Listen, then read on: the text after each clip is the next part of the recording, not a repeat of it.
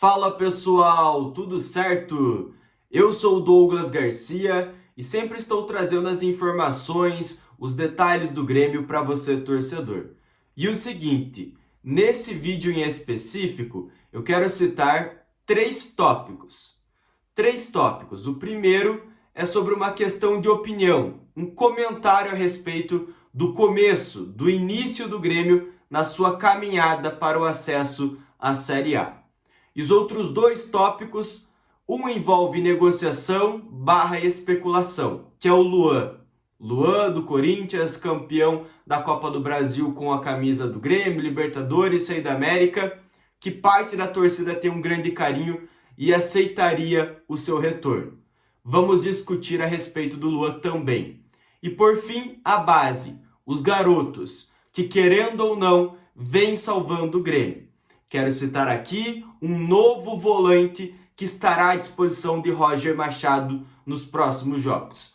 Ok? Pessoal, eu vou rodar a vinheta e já volto com mais detalhes sobre esses três tópicos que eu particularmente achei necessário trazer para você, torcedor gremista.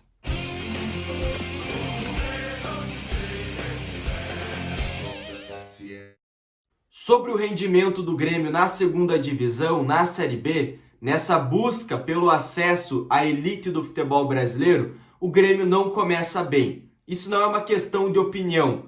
Todo torcedor ou quem analisa consegue notar. O Grêmio em 2 jogos não somou ponto relevante. O Grêmio não conseguiu nenhuma vitória, não conseguiu nem 3 pontos. Somou apenas 1, por isso que eu digo não somou pontos relevantes. Porque um empate contra a Ponte Preta não é relevante para o Grêmio. O que a gente esperava era uma vitória, era uma estreia com o pé direito.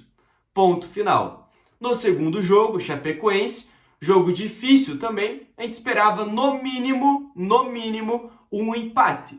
Mas como o Grêmio estava jogando em casa, na arena, com a casa teoricamente lotada para o jogo de Série B, esperávamos a vitória contra a Chapecoense.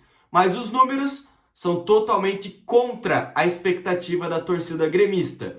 Um empate contra a Ponte Preta em 0-0, onde o Grêmio não consegue balançar as redes, e uma derrota de 1-0 para a Chapecoense na Arena. Aí realmente foi uma tragédia para a torcida gremista, aonde boa parte da torcida se revoltou e já começou então as reclamações em cima de Romildo Bozan, em cima de Denis Abraão, Amodeu, enfim. Ali a torcida do Grêmio se revoltou mais uma vez. Mas qual que é a situação? A principal que eu consegui perceber e analisar. A torcida do Grêmio bateu na tecla. O Grêmio não conseguiu marcar gol. Ponto. O Grêmio contra a Ponte Preta não balançou as redes. O Grêmio contra a Chapecoense foi derrotada em 1-0. Em 2 jogos, o ataque do Grêmio não foi efetivo.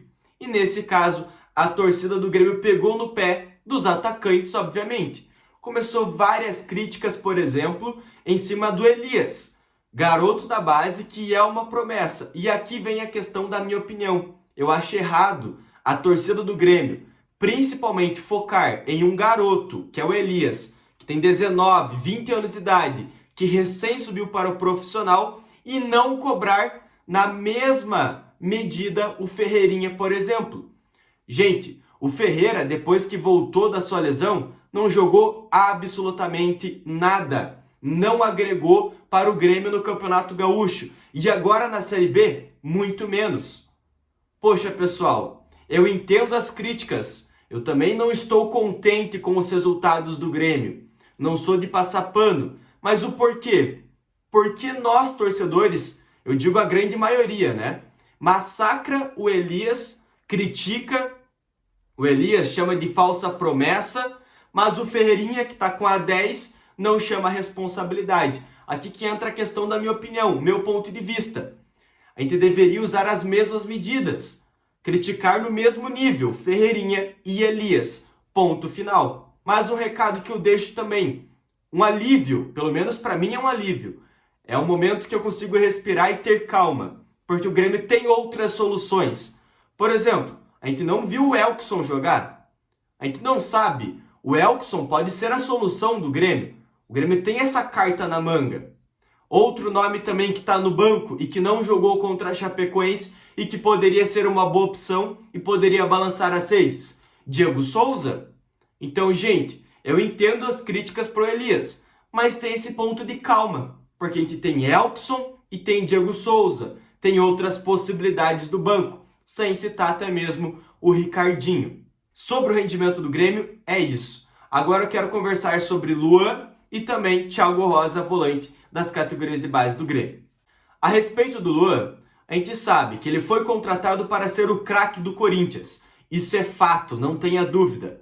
Porém, a expectativa não foram correspondidas. A torcida do Corinthians, em 2019, já queria o couro do Luan. Em 2019, 2020, pela torcida do Corinthians, ele já deveria ter deixado o clube, ponto final. Mas a questão sobre o Luan é que sempre tinha um treinador apoiando, blindando o Luan. E por isso ele não deixava o Corinthians. Por exemplo, quando ele não estava jogando bem, tinha Thiago Nunes, que apostava no Luan. Então, de certa forma, ele defendia e tentava encaixar o Luan no seu estilo de jogo. Posteriormente, Wagner Mancini, que recuperou o Corinthians, por sinal, também estava apostando no Luan. Então, o Wagner Mancini fazia questão de trabalhar com o Luan. Agora o momento ficou ainda mais delicado, porque com a chegada do treinador estrangeiro, treinador português, o Luan ficou de vez esquecido. Porque sempre ele era a terceira, quarta opção por questões técnicas. Porque não vivia um bom momento, então obviamente ele não era titular, mas era a segunda, era a terceira, talvez a quarta opção do Corinthians. E tinha sempre um treinador tentando reanimar o Luan. Mas agora a situação não é essa. O atual treinador não quer saber do Luan. Ele não é nem sequer opção. Não está recebendo oportunidade e também a gente não consegue notar ou perceber uma expectativa. Não se cria nada em torno dele. Antes tinha pelo menos uma expectativa em torno do Luan. Ah, mas se o Luan jogar de tal forma, ele se encaixa com o time. Ou se o time do Corinthians jogar de tal maneira, o Luan pode ser útil. Agora, nesse atual estilo de jogo, o Luan não serve para nada. Então, por isso que a direção do Corinthians já divulgou que ele vai ser emprestado. Aí, pessoal, é natural começar várias especulações. Surgiu especulação do futebol dos Estados Unidos, surgiu especulação do futebol turco, surgiu informações, especulações de Botafogo, que agora tem investidor, começou especulações em torno do Sport, que é um time pequeno, mas que também tinha o desejo de contar com o Luan, e obviamente o Grêmio. Por quê? Parte da torcida aprova. Eu sei que essa questão do Luan divide opinião, então eu nem vou deixar aberto aqui esse debate, porque vai ser praticamente 50% para cada lado. 50% vai apoiar a volta, o retorno do Luan e 50% não. Mas a questão é, tem uma parte da torcida do Grêmio que aceitaria ele de volta. E por isso começam as especulações em torno do seu nome. Mas de fato não tem nada. O Grêmio não está negociando e também não sei se ele teria espaço hoje no time do Grêmio. Porque Gabriel Silva, por exemplo, da base está jogando muito bem. O setor de meio de campo do Grêmio eu vejo que hoje não é um grande problema, porque também o Grêmio achou o Bitelo, que é um garoto da base. O Grêmio pode colocar o Campaz ali. Enfim, talvez ele poderia ser útil? Sim. Mas não tem toda essa necessidade. O Grêmio não está à procura de um meio-campista ou de um meia articulador. Então não tem negociação. Talvez tenha especulação? Sim, é natural, porque como ele vai deixar o Corinthians, ou que pelo menos já foi divulgado pela direção do Timão, é que ele vai procurar um novo clube, aí é natural começar a especulação de Botafogo, de Sport, de Grêmio, de clubes turcos e clubes dos Estados Unidos. Beleza? Mas só explicando então a situação para você, torcedor. E agora sobre outro garoto da base, é o Thiago Rosa. E isso é importante, porque a solução do Grêmio no Campeonato Gaúcho foi a base. O melhor jogador do Campeonato Gaúcho de 2022 foi o Bitelo, cria da base do Grêmio, uma aposta de Roger Machado. O Roger apostou no Bitelo e fez certo, ele acertou nessa aposta. E agora ele quer repetir então os seus acertos.